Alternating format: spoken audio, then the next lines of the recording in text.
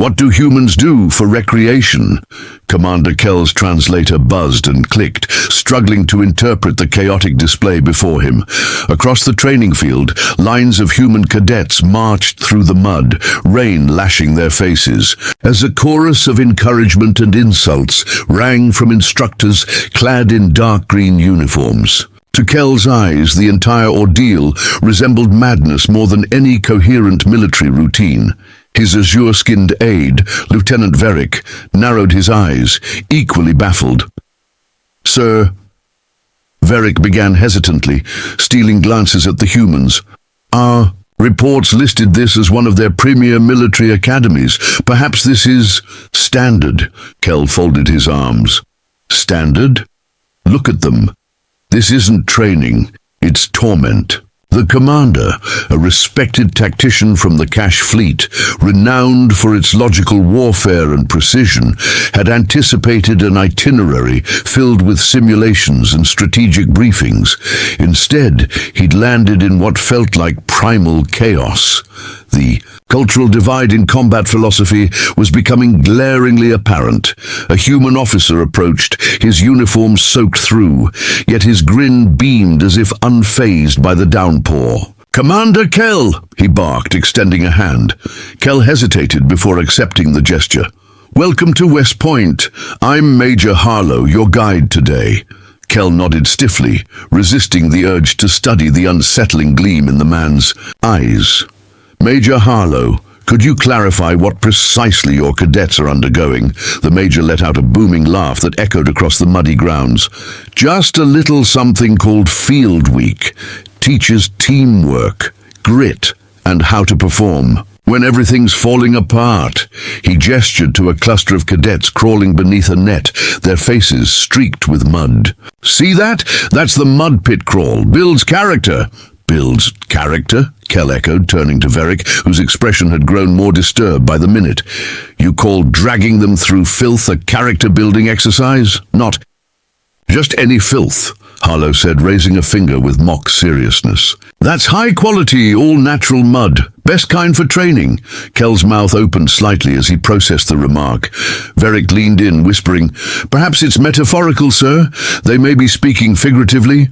"I wish it were that simple," Kell muttered, watching a cadet faceplant into the mud, rise, wipe off, and continue crawling without hesitation. They seemed to thrive in adversity. Cash soldiers trained in controlled environments with minimal discomfort. Pain was considered an inefficiency. Yet here, humans appeared to embrace it. "Come on," Harlow waved them forward. "This is just the warm-up." They advanced toward what looked like a torturous maze, rope climbs, barbed wire, towering walls, and a trench filled with brackish water. Kell stared. "And this?" "The Crucible," Harlow said proudly. "Final test. They go through it sleep-deprived and hungry. If they finish, they've earned their place. You starve and exhaust them. On purpose." "Absolutely," Harlow said, as if complimenting a fine tradition. "Teaches them to push through limits. We break them here so the enemy can't later." The concept stunned Kell. The Cash nurtured peak physical and cognitive function, ensuring optimal efficiency. The idea of breaking one's own soldiers preemptively struck him as reckless, if not insane. "If I may," Verick said cautiously, "what percentage complete this crucible?" "About 95%, Harlow replied casually. "A few drop out, but that's the point. It filters out those who want to be soldiers from those born to be." Kell's stomach turned. The Cash accepted only those who passed rigorous intellectual testing, and even then, training was never brutal. He glanced at cadets scaling a wall, their faces straining, yet their eyes shimmered with focus. "And was that joy?" Harlow pressed forward, oblivious to Kell's discomfort. "Next up, survival training. You're gonna love this." Kell sincerely doubted it. They arrived at a wooded area where cadets stood clustered, each armed only with a knife and a coil of rope. "What are they doing?" Kell asked warily. "Making shelters," Harlow replied cheerfully. They spend the night out here with just those tools. Kel recoiled, horrified. You abandon them in the wild with only a blade? That's right, Harlow said with satisfaction. Best way to teach adaptation. The environment's the best instructor there is. Commander Kel's translator buzzed and clicked, struggling to decode the madness before him. Across the soaked training field, rows of human cadets marched through thick mud, rain lashing their faces as instructors in dark green barked both. Encouragement and insults with equal fury. To Kel, it resembled chaos, not discipline. His blue-skinned aide, Lieutenant Varric, squinted, his expression mirroring Kel's confusion. Sir, Varric began hesitantly, our reports claimed this was one of their premier military academies. Perhaps this is standard? Normal? Kel scoffed, arms crossing tightly. This isn't training, it's masochism. Commander Kel hailed. From the Kasek fleet, a race renowned for cerebral warfare, precision, and pristine controlled environments. He had expected strategic briefings. What he got looked more like an ancient ritual of suffering. A human officer approached, uniform, soaked but wearing a disturbingly cheerful grin. Commander Kel, he barked, extending a mud-streaked hand that Kel hesitantly shook. Major Harlow, your guide today. Welcome to West Point. Kel gave a stiff nod, careful not to meet the gleam in the man's eyes. Major Harlow, can you explain what exactly these cadets are enduring? The major laughed heartily, the sound echoing over the clamor. That's Field Week. Builds resilience, teamwork, and teaches them how to function when everything goes wrong. He gestured at a group crawling under a net. That's the mud pit, builds character. Character? Kel repeated, glancing at Varric, whose antennae twitched in alarm. You call forcing them through filth a character-building exercise? Not just any filth, Harlow said with mock seriousness, holding up a finger. That's all natural. High-quality mud. Best kind for training. Kel stared, his mouth slightly ajar. Varric leaned in and whispered, Perhaps it is metaphorical, sir. A figure of speech? I wish it were that simple, Kel muttered. A cadet face-planted into the mud. Without pause, the youth pushed himself up and continued crawling. No complaint, no hesitation, as if adversity was the goal, not the obstacle. In the Kasek military, simulations and mental conditioning reigned supreme. Physical discomfort was considered inefficient, even counterproductive, yet humans seemed to relish it. Come on, Harlow said cheerfully, this is just the beginning. They approached an enormous obstacle course, rope climbs, towering walls, barbed wire, and what appeared to be a trench filled with muddy water. Kel stared in disbelief. What is this nightmare? That, Harlow declared proudly, is the crucible, final test. They go through it sleep-deprived and hungry. If they make it through, they've earned the uniform. You deprive them of food and sleep intentionally? Kel asked, appalled. Absolutely, Harlow nodded. It's about pushing through limits. We break them down here so no one else can later. To the Kasek, this bordered on barbarism. Their soldiers were fed, rested, and maintained at peak performance. Breaking your own people before battle? Madness. If I may, Varric interjected softly, what percentage complete this crucible? About 95%, Harlow replied, shrugging. Some drop out. That's how you separate the ones who want to be soldiers from the ones who are. Kel's stomach twisted. The Kasek filtered recruits via intellect and simulation. Not this trial by mud, yet he couldn't look away. The cadets scaled walls with trembling limbs and bruised hands, but their eyes held something dangerous. Joy. Next, Harlow beamed, survival training. You're going to love this. Kel doubted that very much. They reached a forest clearing where cadets fumbled with crude tools and rope. What now? Kel asked warily. Shelter building, Harlow said. They spend the night out here, just a knife and rope. Kel took a stunned step back. You send them into the wild with a knife? Yup, Harlow said proudly. Environments, the best teacher. The best teacher? Kel echoed, horrified. Kesek warriors used drones and predictive AI for survival situations.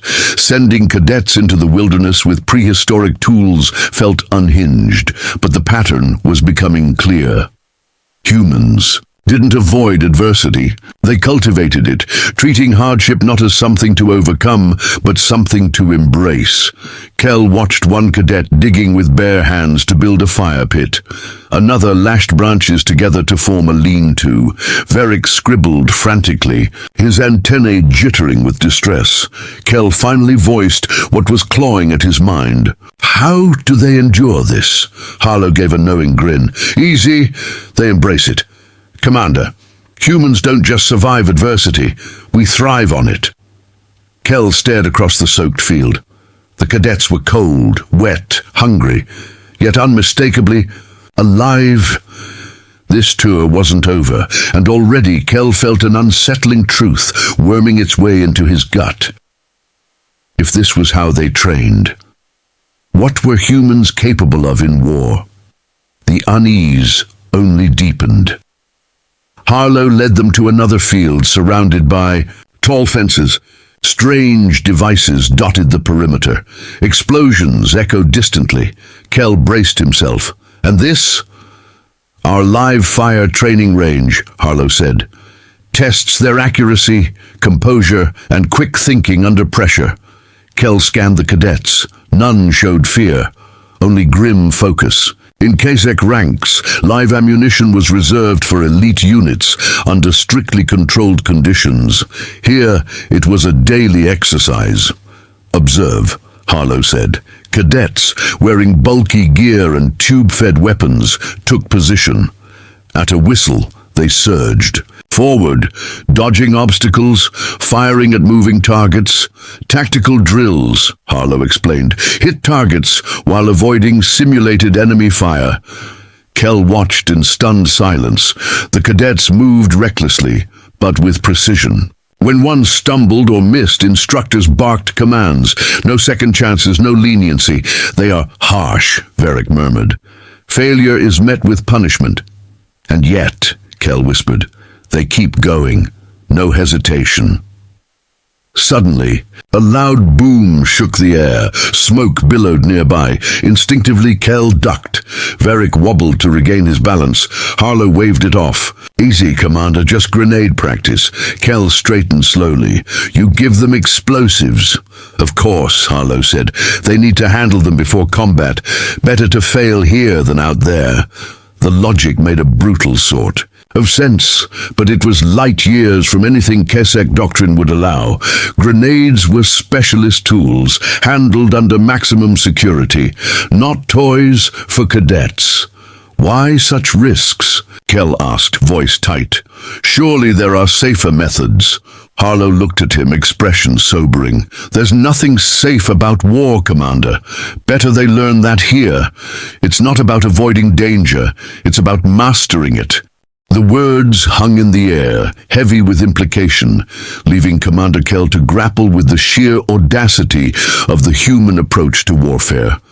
For the Kek, war was strategy, clean, calculated, and controlled through advanced technology, always, maintaining distance from chaos. But for humans, chaos wasn't a hazard to be avoided. It was an element to be mastered, wielded like a weapon, forged through hardship and honed by relentless experience. They moved on, passing rows of bunkers where cadets were engaged in brutal close-quarters combat. Kel watched in uneasy silence, as fists, knees, and elbows collided with bone and muscle. This wasn't simulation. It was raw, visceral, and unflinchingly real. Instructors stepped in only when a cadet neared collapse, not to end the session, but to ensure they stood back up and kept going. You call this training? Kel blurted, unable to contain his disbelief. These cadets are practically trying to kill each other. Precisely, Harlow replied coolly, because the enemy will be too. If they can't handle a fellow cadet, they won't survive out there. Kel had no rebuttal. Varric stood beside him, scribbling notes with a trembling hand, clearly shaken. The commander exhaled deeply, willing himself to stay composed as Harlow guided them toward the final leg of the tour. They stopped before a large, reinforced building. Harlow paused at the threshold and smiled. "Now I've saved the best for last." He opened the door, revealing a dim chamber lined with sleek pods along the walls. Cadets were climbing into them, their expressions grim and determined, eerily so. Kel's brow furrowed. "What is this?" he asked cautiously. "Virtual combat training," Harlow replied, tapping one of the pods. "We push them through the ringer here. No actual battlefield required." Kel felt a flicker of relief. This, at least, mirrored Kek military doctrine. Simulations were a staple of KSEC training too, but as the pods activated and the distant sound of chaos erupted through the walls, shouts, explosions, commands barked in desperation, his relief evaporated. This wasn't mere scenario analysis. The cadets weren't calculating. They were immersed, fighting as if their lives truly hung in the balance. "They experience everything," Harlow said, noting Kel's dismay. "Fear, exhaustion, pain. We make it as real as possible." Kel's knees weakened. Even their simulations were psychological crucibles. There was no retreat, no comfort, no detachment. Human cadets didn't just study war. They lived it, breathed it, internalized it long before they ever saw an actual battlefield. "It's something, isn't it?" Harlow said, a glint in his eye. "Most people don't grasp what it means to be a soldier here until they see it firsthand." Kel looked again at the cadets, locked in their pods, their faces contorted with intensity. "I think I am beginning to understand, Major," he murmured. "But I do not know if I can accept it." Harlow gave a small, knowing smile. "Well, Commander, you've only seen part of the picture." A chill ran down Kel's spine. Only part. There was more. The thought unsettled him deeply. As they moved deeper into the Academy's compound, a heaviness settled in Kel's chest. Everything he'd seen so far had pushed the boundaries of what he considered reasonable, and yet some mix of dread and curiosity drove him forward. "This way, Commander," Harlow called, motioning to an inconspicuous building near the edge of the campus. Kel couldn't imagine what fresh ordeal awaited inside, but he braced himself. They stepped through the entrance and into a narrow corridor lined with thick, soundproof doors. Harlow stopped at one and opened it, revealing a bare room with a single chair surrounded by monitors. A young cadet stood at attention, his posture rigid despite the exhaustion visible in his eyes. "Welcome to the stress-testing chamber," Harlow said with a grin. "This is where we push them to their mental limits." Kel's unease surged. "Mental limits?" Without answering directly, Harlow turned to the cadet and gave a nod. "Commence level 6 scenario." The cadet strapped himself in, the room's lights dimming as the monitors flickered to life. A battlefield unfolded across the screens, chaotic, merciless. The cadet began issuing orders, his eyes darting rapidly, his breath quick and shallow.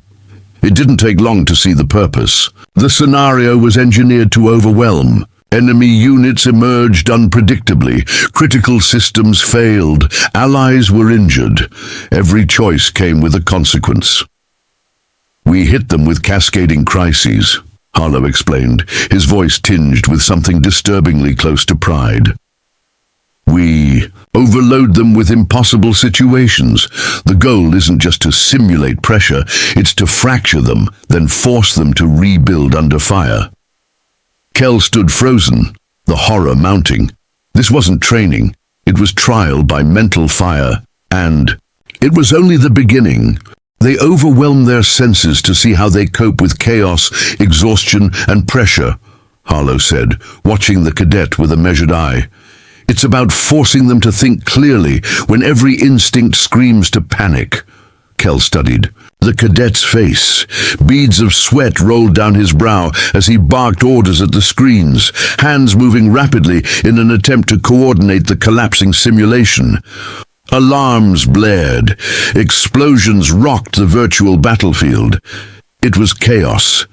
And yet the young man persisted, straining under the weight of it all. Level 6 is brutal, Harlow continued. Most cadets buckle under it, but those who can keep their head here stand a better chance when the real bullets fly.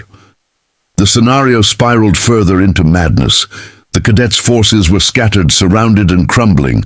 But still he issued commands with raw, defiant willpower. Kel found himself holding his breath, not in admiration, but dread. He had never seen training like this. It was more than instruction. It was a trial by psychological fire, a calculated dismantling of a soldier's limits. Finally, the scenario ended. The cadet slumped in his chair, chest heaving, face pale with exertion. Harlow stepped forward and clapped a hand on his shoulder. "Well done, cadet. You lasted longer this time." The young man nodded faintly, and Harlow motioned for Kel and Varric to follow him back into the hall.